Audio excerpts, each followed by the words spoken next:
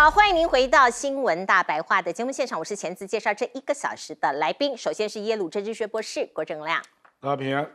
以及淡大战略所教授李大中老师。主持人好，大家平安。另外是我们的张延廷将军。主持人好，大家好。好，观众朋友，我们来看看美中谈判哦，现在有了新的一个第1轮的谈判结果。而另外，我们先来看看，其实中国大陆它当然有很多的武器哦，跟方式啊，希望能够在这场贸易大战里头占上风。我们先来看看5月5号的时候，中国大陆出手稀土的价格暴涨了210%哦，这是讲的是欧洲市场。因为他把很多包括7种稀土呢 hold 在手上，不让它出口，所以你看到欧洲市场其实暴涨那当然这些东西都放在武器啊、科技上面的方方面面那欧洲包括美国在内其实也很忌惮。而5月7号你看到中美关税第1轮谈判在瑞士，中国大陆派出了何立峰，美国是财政部长贝森特第1轮会谈结束之后，我们看到今天有一个新的结果，美中发表了联合宣言，这个等一下我们会跟观众朋友来报告。不过我们先来看看彭博社引述消息说那当然现在已经是确定了，大幅的降低对中国大陆的关税到30%可是包括稀土这件事情呢美方很希望你中国大陆优先把这个稀土的出口管制给取消不然他们在很多地方是非常的不方便。那我们再来看看，在关税谈判之前中国大陆已经宣布了要加强走私整治稀土，将成为美中角力的重点所以稀土可能就是这一次谈判的重中之重我刚刚讲的最新的美中联合声明，在台北时间刚刚下午约莫3点半的时候出来了。我们看到中美互降关税115%。因为美国对中国寄出了145%的关税，减掉115%变成30%。那中国对美国本来是寄出125%的关税，减掉115%之后变10%大家可以看一下这个虽然最后的结果是美对中30%，中对美10%，可是各自减少的是一样的，是115%。那我们看到呢，目前来看，中国的官媒有一个评论，他说贝森特是较为理性，在这次会谈中，中国代表团也给予美方代表积极的评价，所以气氛至少我们外界看起来是蛮好的，所以股市有一波的表现了。而另外呢，这是最大的诚意，各砍115%贝森特是这样讲，他说两国对彼此的最新关税设定就是把关税各自大砍115%。那另外呢，这个协助这个逆差，那是不是会往好的方向走呢？美国的贸易代表格里尔说这个这是1.2万亿美元的全球贸易逆差这个协议达成了，大家都拍手这个逆差会降低非常多。可是其实每一个政府里头都有鸽派鹰派嘛，包括你看到白宫顾问米伦他就讲了在事前就放话说，我们未必一定要跟中国达成协议没关系我们有的是本钱所以各种放话都出来了。那川普到底在想什么呢？这是重中之重他是最关键的人物我们看到其实有很多的测试，有很多的舆论都不断的在劝川普总统包括共和党的测试说，你关税僵持拖越久，有可能变成你的阿基里斯腱，变成你的软肋变成致命的弱点如果你不赶快把这件事情决定的话，那对美国未来的发展有很大的这个拖后脚的作用。我们再看华尔街就说美国在2025年底可能会陷入经济衰退的危机美国应该会续跌20%各种投资人都有各种的警告是不是这样子让川普在关税或是贸易谈判里头有一些这个想象或是想法那让美国不再让美元有可能不再伟大川普你这一系列的这些措施金融风暴如果来的话，你美元这个霸权的地位有可能会崩解。那史上2种协议都很短命，这是来自于美国学者的警告，他叫詹姆斯，他说海湖庄园的协议可能会让美元崩盘所以现在必须讲，我们站在一个非常关键的时间点，未来会怎么走不知道不知道。来，亮哥，你可能会知道。也没有啦。事实上，贝森特他另外有讲一些私下的话啦，说美国对5、6个产业希望能够建立它独立自主的能力了啊，所以那一些他就没有让步的空间这样啊。可是你看这个结果，就是基本上就是双方都不想恶化，不想失控哦，这个是确实啊。那现在有一个地方我不太清楚了，是从5月12号起算还是4月2号了？因为如果是5月12号起算，那就是到8月12；如果是从4月2号起算，那就是到7月初哦。哦，那这个差蛮多的啊。因为如果是7月初，现在都已经5月，今天已经5月12了，5月中，所以事实上只有50天，不是吗？啊，所以。因为我刚刚去问了 ChatGPT， 他说应该是从5月12号起算，也就是今天对开始。那如果是这样，因为他们没有定下次的开会时间嘛，那这个就意味着啊，反正我们就慢慢谈了啊。可是一定会在下一次就8月12之前会有进一步的发展。那现在一定是美国进口商、中国出口商都疯狂补货，一定这样嘛，对不对？对，所以。你可以看到，那个美国期货那个科技股已经涨了快要3%。有，刚才看到。这个是必然的啦，是必然的啊。可是我觉得，你可以看到这个就一个吊诡啦，好像强硬的反而比较没事啊。你有没有发现？所以石破茂昨天改口变得更硬石破茂现在是要回到零关税，他讲了要零关税。我觉得他大概因为日本人是善于做情报的，他大概发现中国跟欧洲，好像强硬比较有用啊，连加拿大都这么强硬，是，所以其实这个我们只是不想把话说破啦，就等于你川普的这个伟大的计划，到最后会收缩到很有限啦。所以米伦当然会非常生气嘛，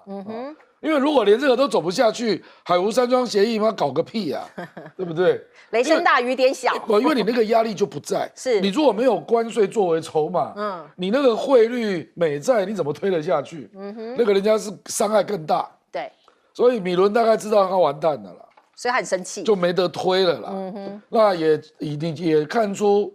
川普这个人真的没有耐性。就是，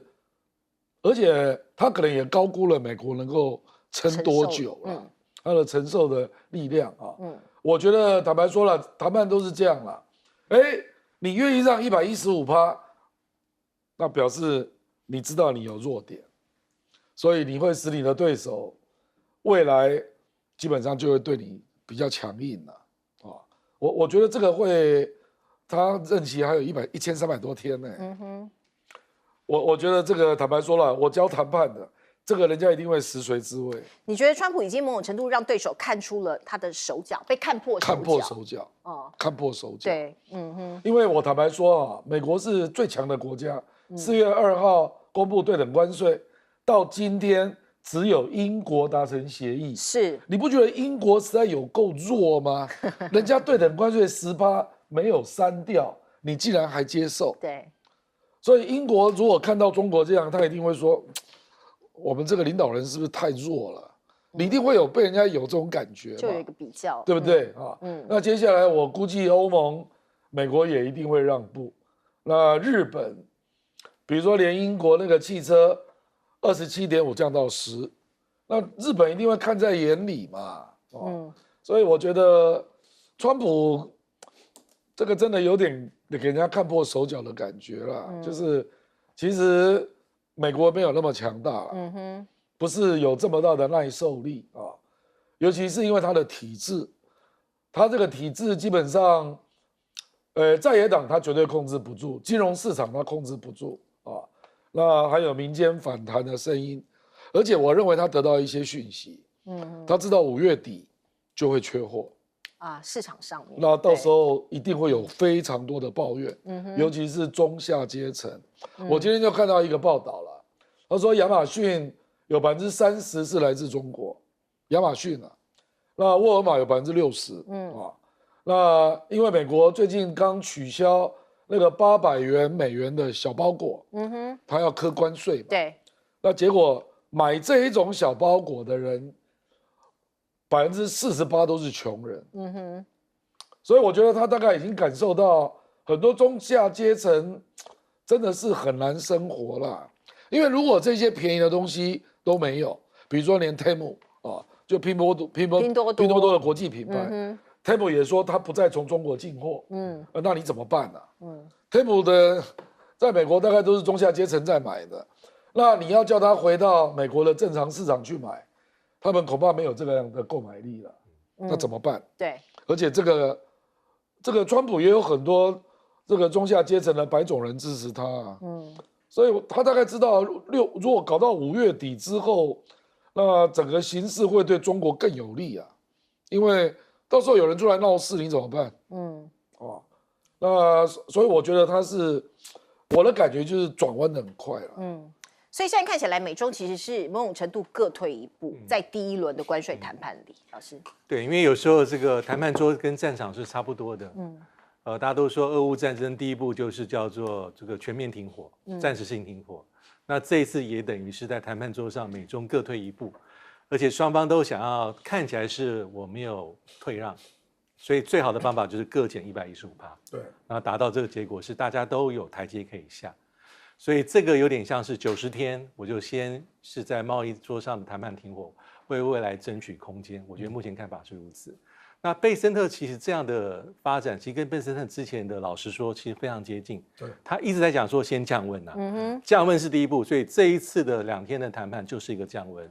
但是后面的是比较麻烦的，就是你要真正要去好几回合的谈判谈细节，最后有一个白纸黑字的成果，那可能要花费数个月的时间，就没那么单纯。但是我觉得最有趣的地方是在大家还有印象吗？在一开始谈的时候，当中午的时候，中国大陆代表退出去，媒体就在开始做文章说可能要谈崩了，诸如此类。可是大家会很快就发现说，川普就率先发言，是有很好的进展。然后呢，接下来就要看双方谈判代表的讲话。如果只有一方说不错不行，一定要两方都说可以。最后双方的讲话的内容用字遣词非常像，就是深入、坦诚、富建设性，而且取得实质性的成果，而且是联合声明。联合声明，对，这是最关键的。我觉得亮哥讲到重点，因为为什么？因为我们看看过去拜登4年，美中连领导人都见过面了，2023、2024在 APEC 在集团体，在巴厘岛，在旧金山。但是有没有这种共同声明？没有，是双方各自的新闻稿。是，唯一我有印象，在拜登执政4年有共同声明的是什么？气候变迁。但气候变迁的议题的层次跟关税跟那种硬的政治议题是不可同日而语。所以这一次在川普执政后的100多天，美中即便是呢共同声明内容并不是很细，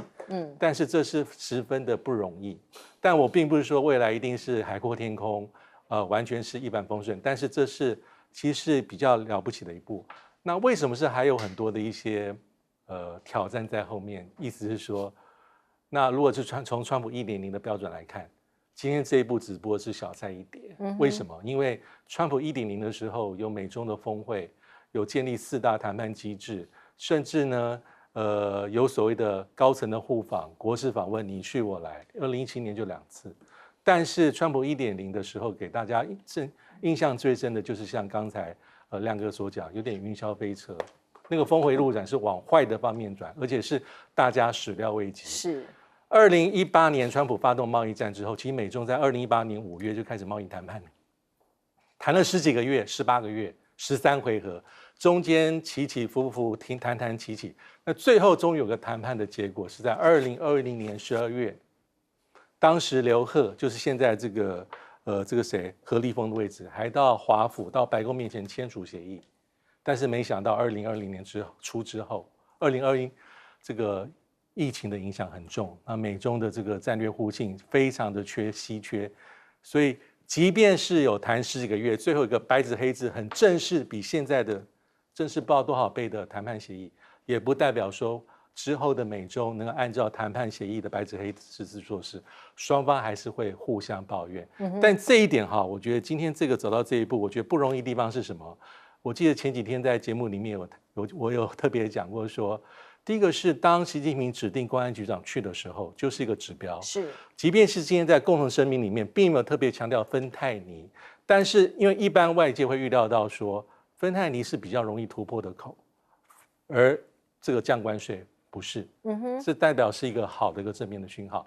第二是在今天的谈判声明里面，他没有很明确讲说下次在哪时候谈，但他有特别提到说要设立这个谈的一个机制，而且谈判的地点也可能是像这次一样，瑞士第三地，或是北京，或是华府。所以通常国际间的谈判，只要是谈完结果没有很实质，但是说未来会继续谈，基本上已经是不差的。尤其是美洲目前的状况是，这个是比较难解的一个习题。而且不是一天两天，是好几年的这个重大的病，所以这一步不容易。但是是否代表未来一帆风顺？我觉得还有很多的这个挑战在后面。至少大家都松了一口气，暂时性的松一口气。我们看到美国对中国大陆科30%的这个关税哦，其中20%应该就是芬太尼的这个部分。是。好，来。那这一次美国跟中国大陆的这个关税战报复性的关税，现在回档了。这个有一点，我们本来从50%，这个美国对中国大陆课然后145%，又课到245%，现在都回档到30%。那当然那个中国大陆对美国课10%。那从这个来看呢，就是我们可以看出3个现象。第一个就是美国对缺乏稀土的忍受度非常低耶。他现在因为他有些就精工武器，还有他的高科技的装备没有办法生产了。因为稀土变那么贵，而且来源有限，换句话说，他这个在这一方面被中国大陆掐到了脖子之后，他想到说可能要改弦易辙，要不然的话，他稀土获得困难，整个军工产业跟高科技都会受到影响。所以我们可以看得出来，他有第一个现象，第二个就是美国国债的问题。美国的国债到下个月6月份6兆5千亿美元到期，那到期的话现在国债要有人继续美债要有人买啊，他现在那中国大陆会不会抛售？其他国家会不会抛售？他因为美国国债的问题，美国在这一方面不得不做局部的让步，要不然大家开始抛售啊。所以而且6月份下个月这个时限在即，所以美国在这一方，我认为他对大家抛售美债的预期度，那个川普感受到压力了，不得不做个调整，做个让步。第三个就是美国的竞争力弱了，川普也感觉得出来，尤其是制造业，人力成本太高，那这样的话大家一定要买进口货。那进口货那个人力成本高，不做修正，买进口货还是个趋势。所以在这一方面，我认为这个关税战打下来之后，美国真正的这个正本清源的问题的人力成本过高，这个制造业疲弱，我认为他应该要对症下药才对哦，不是只是从关税战。我们可以预期，如果大家都这个川普这个经过摆荡之后，又做了向下调整，今年美国的贸易逆差虽然会比2024年来的少一些，但是还是很严重哦。去年是1.2兆美元的贸易逆差嘛，那这样看下来的话，那川普在这一方面，这个关税战并没有得到便宜。最后我们来看的话，就是人民币又有一部分取代了我们叫做美元了，因为美元变成弱势，美元我们要贬啊，要贬美元，那大家是不是这个美元的就变成弱势货币？它要刺激出口，只好贬美元。好，那我认为这个也是治标不治本。是我们再来关心印巴之间的冲突，现在已经落幕了。可是到底谁赢了？我们看到印度终于发声哦，他们有一个记者会哦，他的记者会的内容叫做“辛多尔行动”的记者会哦。第一个，他说哦，我们打击了对方，也就是巴基斯坦9个恐怖分子的据点哦，很多恐怖分子死亡。然后呢，他不得已谈到空军的战损，他说哦，我们没有任何飞机哦，我们不要谈哦，我不愿意评论是否有任何飞机损失，意思就是说我不想告诉你我有没有飞机被打下来，可是我必须告诉你，我们所有的飞官都已经安全的返回基地。网友就在那边嘲讽，这是外国网友说啊，你没有讲他们怎么回来的，是不是降落伞回来的，就是在酸他啦哦。那印度空军他不提自己的战损，有没有战斗机被打下来，要保住他的面子。可是呢，巴基斯坦这边呢有公布哦，他说袭击了印方26个军事目标，包括击落了84架入侵巴方的印度无人机哦。那这个巴方就是巴基斯坦这里有1架飞机被印度击中受损，可是呢没有虏获印度的飞行员也没有主动提出停火。可是包括美国在内的国际的媒体都已经证实了，印度至少有2架战斗机被打下来。那我们看到呢，印巴冲突降温之后，巴基斯坦的总理发表全国讲话，他特别感谢中国的支持。我们来听听看。This speech today will not be complete if I will not mention my very dear, very trustworthy and a very dear friend, China. 78 years of history of Pakistan. They have always been there in the times when Pakistan needed them. And they have never even acknowledged the loss or profit. They have always been there. 不过这场战争呢，其实双方都还在互呛。为什么突然戛然而止，突然降温，然后停火呢？到底原因是什么？我们先来看看这一幕就是在印度跟巴基斯坦的边界，它恢复了降旗仪式。请导播让我们看看这一幕可能大家比较少看到这样子的降旗仪式，因为包括这个军方这些一队，他们脚都抬得非常的高两边的这个威严踢腿的这个仪式呢进行中，仿佛这个战争这个战事没有发生过一样。那当然这个战争落幕这个空战结束了这个大家很欣慰，因为这2个国家都各自拥有核武，大家担心这个战事万一触及到周边的国家，那就不得了了。可是我们来看看呢，网络上当然很多人在做相关的评论，也有一些比较搞笑的评论，像是中国大陆有网红改编印度神曲然后编写出一出叫做《刚买的飞机被打啦》在全球都造成火爆、点阅率超高的印度，他们觉得被酸了，他们抗议。我们来看看这是什么样的一个所谓的改编。有人拿飞机都被打掉了，一家都没回家，就这一群都被划。我飞机还没出国就散架，雷达都是灰的，什么都看不清你。好，它被翻译了很多的版本，像是中文的版本、英文的版本、土耳其文的版本因为网友都觉得很有趣不断的转传。可是印度的网友很生气他们就说要举报那点名批评，甚至被告上联合国，因为民族的尊严、国家的尊严他们觉得被冒犯了。可是我们再来看看呢，刚刚提到的为什么战争突然戛然而止，是谁出手呢？当然，我们看到5月10号，川普自己说是在美国的彻夜斡旋下他这个抢先宣布这2个国家立即停火，他抢功劳。可是印度其实不高兴，他说：“拜托，真正激怒我们的不只是因为美国为了缓和局势所做的努力，而是川普你这个抢先报的动作已经抢了印度总理莫迪的风头。”应该是由莫迪来宣布的你这个美国总统先抢先一步来宣布，这算什么呢？所以你可以看到呢，包括这个美国当然要拉拢印度啦，可是像这样很微妙的外交上面的关系其实也为未来2国之间的友谊可能有一些微妙的牵动。那我们再来看看美国为什么要斡旋印巴战争呢？传说是跟核武有关因为这是《纽约时报》的报道说美国政府本来不想要介入，因为他们觉得太复杂了。包括副总统这个彭斯不是也讲了吗？说这不关我们的事可是突然好像要积极介入，原来他们好像收到情报，说可能要引爆核战啦那样不得了所以他们才介入斡旋。来请教张延廷将军怎么看这场空战？我认为这一次这个印度对巴基斯坦的这个Sindoor军事行动，它本来是要闪电攻击，对巴基斯坦痛打，结果没想到灰头土脸。那换句话说，印度在这一方面，我认为印度出2个大问题。第一个，印度的情报做得不好，结果巴基斯坦对印度掌握得一清二楚，印度对巴基斯坦一无所知。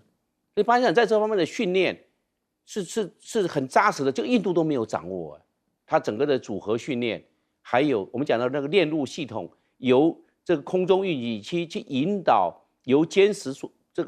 个载台所发射的霹雳15的飞弹，印度完全没有掌握。巴基斯坦已经练到炉火纯青，能够一击奏效，这印度都不知道。所以印度在这一方面的情报作为可以在这次战争当中可以看得出来。结果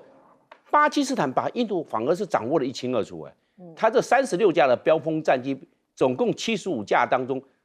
他有15架是标风战机，被巴基斯坦所掌握的一清二楚，包含机号、包含飞行员跟管制官的空地通信都被巴基斯坦掌握。换句话说，巴基斯坦对印度整个战场几乎透明化这样的看，那他的这个空中预警机就发挥了它的功能。另外，我们来看印度的训练出了很大的问题。我们每次看到印度阅兵大家都会嫣然一笑。他的马戏团他的摩托车一个摩托车上面载个7、8个人，最后面那个还会绕地球转，点了一个气球。真的吗？都是类似这样的，好像马戏团。这个战争要再放在现代化的战争，那马戏团马上被击灭。因为这个战争呢，现在是刀光剑影，现在都是精准打击、远距攻击、跨境打击的。你这个马戏团的方式去训练印度的军队，尤其是印度的陆军，那不堪一击啊！但是训练的辛不辛苦？相当辛苦，但是印度却没有战力。所以马戏团，你看他那个几个那摩托车还有脚踏车通过阅兵台的时候感觉到都还标旗对阵，但是因为训练的很辛苦但是这个不是代表战力啊，战力是要靠脑袋，不是光只是靠肌肉而已啊。所以印度在这一方面也出了问题。现在就是说，巴基斯坦它有这一次的战果，它的组合训练，它可能还蛮隐蔽的，它可能在这个巴基斯坦的西侧，不要让印度能够它的雷达掌握，还有它的这些相关的 sensor 观测系统所掌握，让这个印度完全猝不及防。所以印度在这一方面这一次的这个行动刚好就是被巴基斯坦的铜墙铁壁军事行动整个破解，整个化解掉了。所以现在印度来看，它有些东西还有难言之隐，还不能说呢。就是他摔了几架，他都不敢讲，怕打击印度14亿1000多万人口的这方面的士气。那印度的为什么在这个军队上，这个印度的军队142万军队相对于巴基斯坦只有65万军队，形成绝对优势。结果没想到打到灰头土脸。所以我们可以看得出来，将来是 data link 就资料链路的作战。资料链路作战现在是跨境作战，不是以前的这种单打独斗或者在空中做这门缠斗，不是了。现在是科技化的战争。另外，我们可以看看刚才的影片。当然，中国大陆对巴基斯坦在技术、在武器装备还有情报的分享这一方面，也给巴基斯坦做了一个非常大的助攻，让巴基斯坦获得这些相关的装备，跟他战术战法也来得快。然后将这种组合训练的这种整个战场的透明度也交给巴基斯坦。那巴基斯坦这次发威。平常不打仗，印巴不冲突，看不出来。一打仗，这整个就变成一翻两瞪眼。事实上，就已经可以看得出来这方面的现象。所以我们看将来的战争，链路战争、data link 的战争已经开始了。是，亮哥怎么看呢？我觉得印度是没把巴基斯坦看在眼里了，小看他。因为坦白讲，两国的国力有差啦。是，而且历来大部分都是联合国或美国介入停火。这一次我有去查了，真的是印度说的。印度他主动提出说，你巴基斯坦如果也可以比照，那我们就停火吧。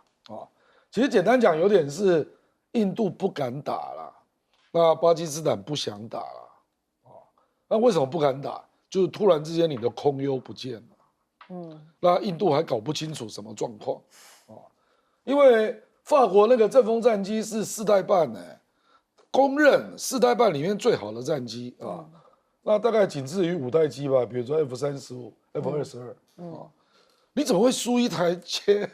10C 呢？这个是有级别的差异的。是，因为歼10C 中国大陆卖给巴基斯坦大概是8万美金，8000万美金到1亿美金，那印度买阵风一架是2.8亿这是相当结果就发生这样的事啊，而且恐怕不止一架啊，所以我觉得印度是被打懵了，就是他以前有的空优没有了，那你没有空优，你怎么打海战？就没办法打嘛，所以他就想不要打了啊，干脆先不要打，就不要打了，搞清楚状况再说。对，有点这个味道啊。可是，一开始我认为是印度主动要打的，当然看起来是。那也有一点是要在美国面前展现一下神威啦。就说我可以修理骁龙给你看，修理歼10C 给你看啊。那美国你不是要跟我谈贸易协议，那到时候就给我一点优待。我觉得一开始可能有这个味道。所以 Jelly Fans 也蛮高兴的，那哪里知道一打就变成这样啊。所以我坦白讲，那个川普都喜欢事先吹牛啦，不止抢了莫迪的风采一样嘛，这个中美谈判也一样啊，抢了贝森特的风采。对啊，就是率先发布，而且根本就还没有谈，对，川普就先讲了。是啊，这个我觉得贝森特应该一开始就有被告知，你可以让到什么程度了，应该是有了。所以，可是这一次真的就是远距空战，有史以来第一次。所以坦白讲，对，不只是改写印巴历史，我觉得对台海战争恐怕也有很深远的意义哦。就是我们现在才会发现，我们12K 是不够用，我们要争取买12D，不然你没有办法这个连线作业啊，没有办法。这个其实会是一个很大的问题。对，来，大钟老师。对，如果是从纯粹从这一次的军事角度来看，当然这次是巴基斯坦明显占了上风，好，在这个整体的这个空战里面，那大家都说是其实后面是一个整个体系啦，一个系统的，包括预警机的角色啊，防空飞弹，还有包括它的战机啊、击杀链等等，所以有点像是2019年，不过这一次这个巴基斯坦所取得的战果可能比2019年更加的明显，这是第一个。那第二个是美国的角色，因为我们知道，其实回推来看的话，大概从奥巴马时期开始，其实美国就在拉拢印度，非常明显。在美国的当时还有个所谓的重返亚太，这个亚太再平衡战略里面，就会常常在点名印度所扮演的角色。那当然明眼人都懂，其实美国的目的是希望藉由美国跟这个印度的这个合作的升级，强化伙伴关系，去制约北京的角色。那这个状况在这个川普1.0的时候也有一些类似的情形，但是因为印度的外交其实有它的一个独特性，强调它的自主性，所以美国经过这10几年，到底有没有非常成功把印度拉拢到自己的阵营里面，其实应该是打个问号。最明显的案例就是俄乌战争里面印度的立场是非常的独特的。他在联合国基本上大会里面的所有投票，他基本上都是投中立票，他不肯旗帜鲜明的站在美国为主导的西方阵营里面。为什么？因为印度跟俄罗斯的关系。那与此同时呢，我们也知道这一次刚才看到巴基斯坦总理所讲那一段话，因为巴基斯坦非常强调他跟中国的关系是所谓的特殊关系。那习近平自己也提到过好几次，中国跟巴基斯坦的关系是所谓的铁杆的这个朋友，所以是非比寻常。但是我们也不要忘记，其实在某一段时间里面，美国也在拉拢巴基斯坦，最明显是什么时候？是911事件之后当时美国要做区域的反恐、全球反恐区，甚至当时是美国在巴基斯坦境内是有空军基地的，是。但后来当然状况出现了一些变化，所以到目前为止就不是这个样子。所以这一次到底美国在后面扮演多大的调停角色，我是比较好奇的，比较存疑。我认为说从一开始印度说要打的就是个报复，他必须有所动作，而且他打的重点就是所谓的这个克什米尔地区里面叛军的阵营跟据点。所以在这一次你看他的官方的讲法，当大家在讲说击落多少战机的时候，他不提，他说我击杀了多少恐怖分子的是营地。那巴基斯坦的这个反制的措施，我觉得也是基本上到此为止，是一个比较比例性的一个先发制人跟动手。其实就算没有美国的积极介入，因为我们现在还不知道美国是如何介入法，是我觉得双方就会慢慢会沉淀下去告诉。他派卢比欧去。派卢比欧去，我是有点好奇，刚好就是顺水推舟啦，就是做一个刚好有个台阶下。如果是美国，那也就是如此。是，不过川普的确哦，他上任才刚刚满100天哦，全世界都为他哦，其实有很多的这个板块上面的挪动，包括很多人说他是最佳助选员，几个国家的大选好像都跟他有关哦，因为他某种程度掀起了全球的反川潮哦，只要这个候选人呢是坚定反美或是反川的，看起来都会得胜。例子在哪里呢？4月29号，加拿大的总理卡尼哦。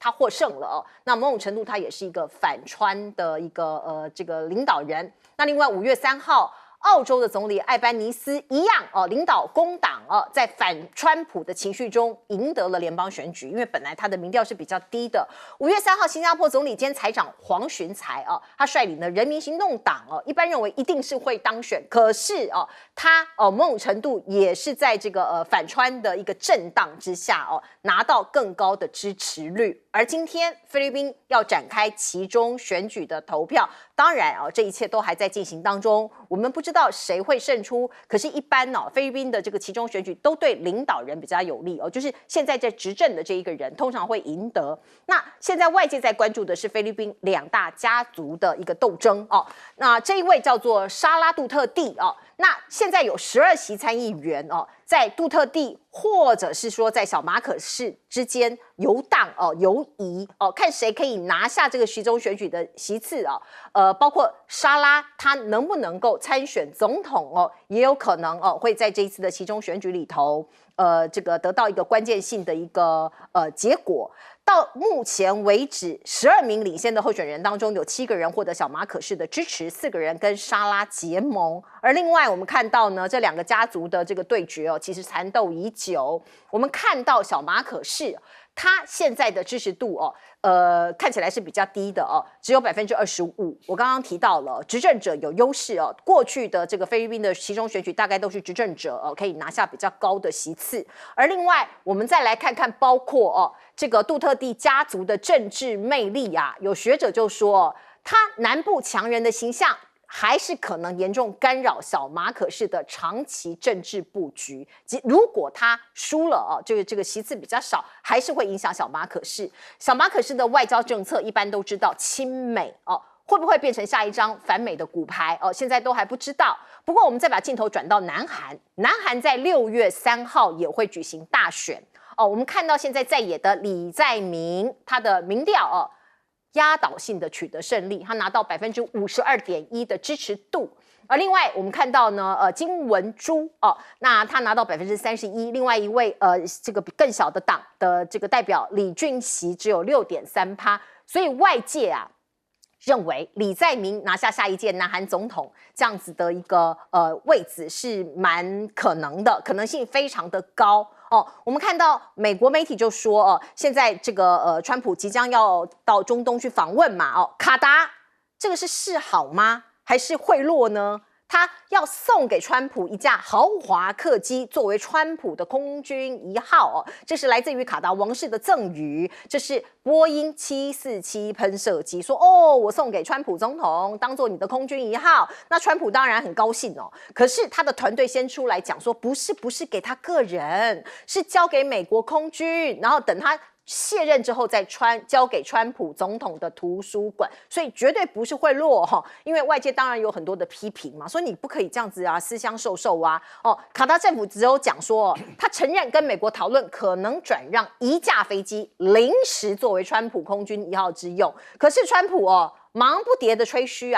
他的个性就是这样，他很开心说这是免费的波音747，他坦诚接受卡达的大礼。那大家知道呢，这个贸易战还在打嘛？那我们可以看到呢，川普他访问中东，这是继川普1.0之后其实他一贯的作风。我们看到下周他出访中东，他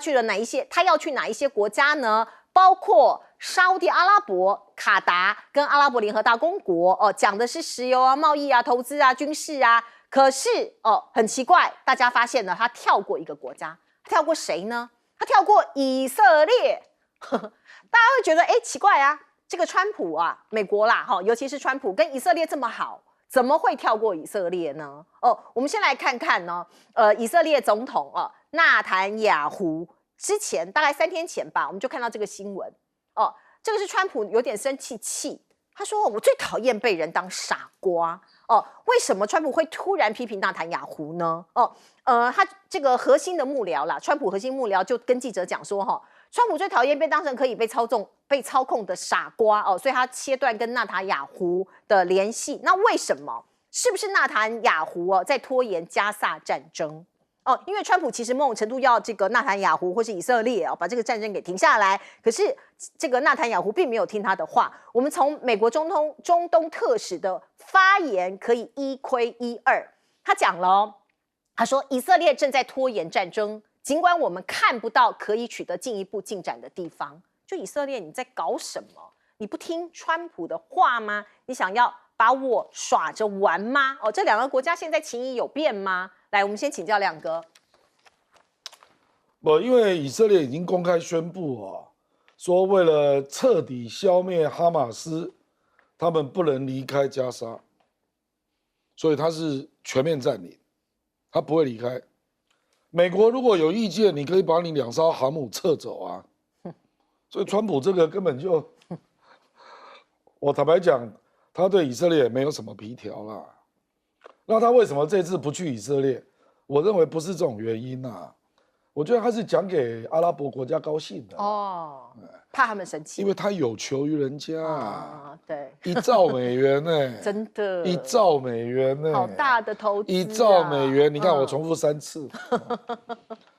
他现在真的很需要沙特阿拉伯承诺进场，或者把他手上既有的美元资产，可不可以拨一点进来美债所以他假装对以色列生气，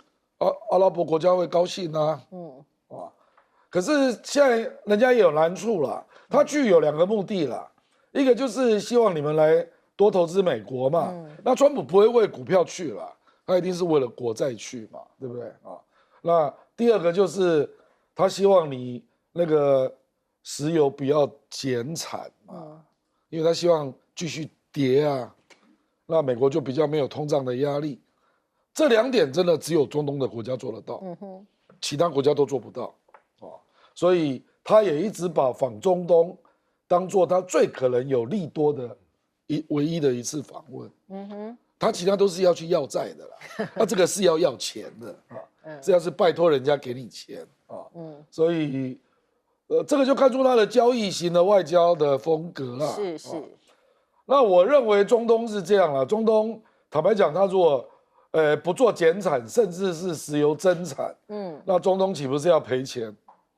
对不对？那买你的美元资产，巴菲特都说美元要下地狱了，我现在还去买，所以中东国家如何说服自己？所以你要给他一个理由嘛，那他的理由就是我卖你好的武器那卖好的武器会得罪以色列他就用这个理由说，我不要跟你好。原来是这样。那你要怎么样说？我为什么要卖给沙特阿拉伯、阿联酋好的武器？我以前都会尊重一下以色列，我不要跟你好了，你都不听话。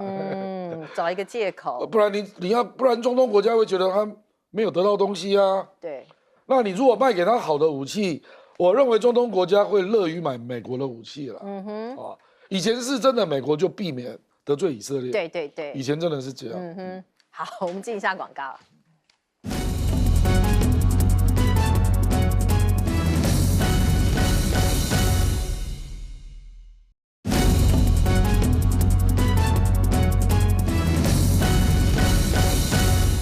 好，川普下个礼拜要到中东访问，可是偏偏跳过了以色列。来，老师。对，这的确是比较特别哈。我们看川普1.0的时候，他第一次出访其实也是中东哈，不过当时是9天5个国家，有谁？有以色列，有沙特阿拉伯，有梵蒂冈，有这个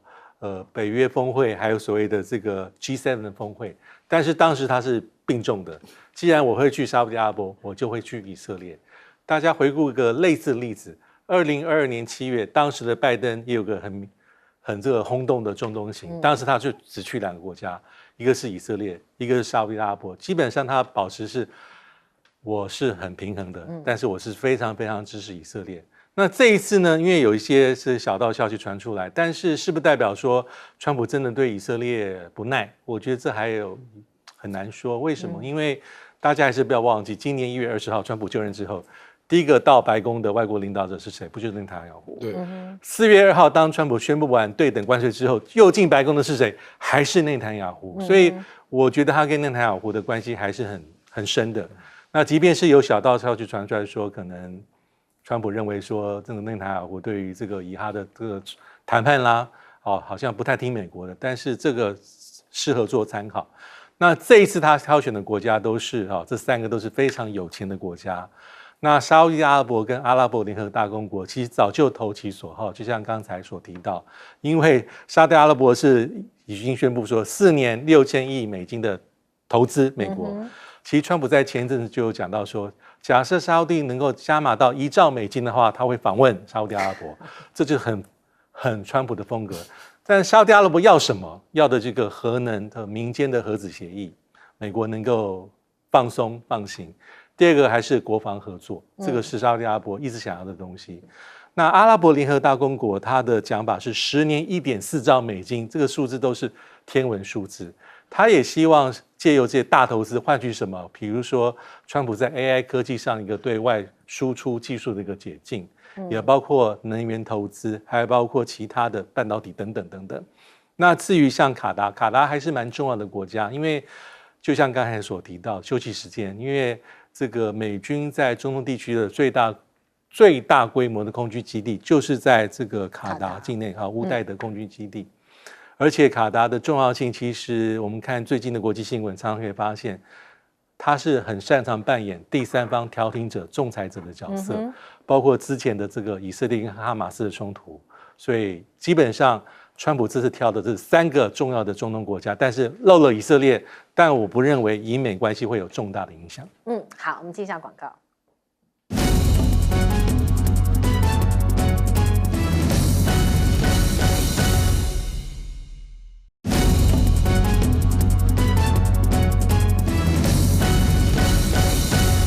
好，菲律宾今天举行期中选举，这也是2大家族的斗争延伸。请教将军。菲律宾的期中选举以前历年都是对执政党有，因为它有执政优势嘛，行政权，然后也可以在媒体上占的是一些相对的优势。但是我认为这一次就不会那么乐观。我们可以看最早3个，第一个南海的议题，南海的问题不管这些黄岩岛或者是仁爱礁也造成的这个现在的这小马可斯的包袱，都没弄好嘛，都没有处理好。你好，那么多年没弄好，那现在透过这期中选举，可能会对小马可斯来表示说，在选票上做个反应。第二个，我们来看菲律宾的经济衰退，你看它现在去年的时候是到达5.9%，现在已经降到5.4%。